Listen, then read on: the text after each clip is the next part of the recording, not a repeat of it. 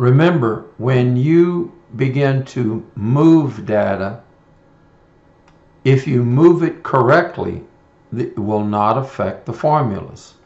Let's say that I wanted to move this range. Remember, we look for the skinny cross. Once we get the skinny cross, click it and drag it. Watch what happens to the formulas over here. Nothing. You see? What it did was it compensated. It says, you're moving the range.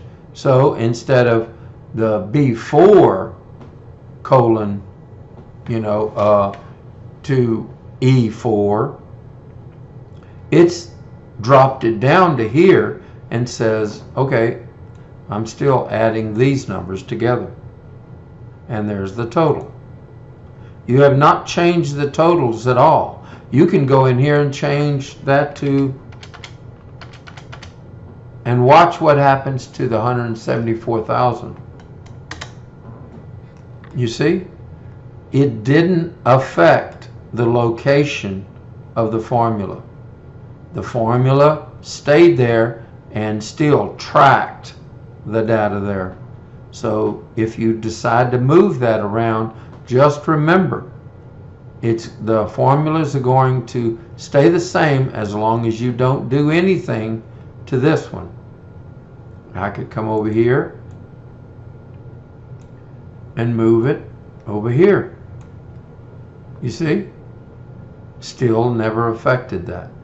So just remember, now when you look at the formula, it says, you moved it over here to the I-12.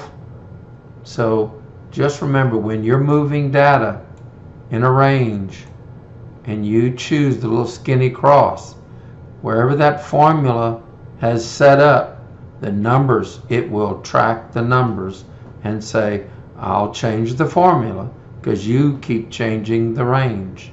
You can also take this and move it.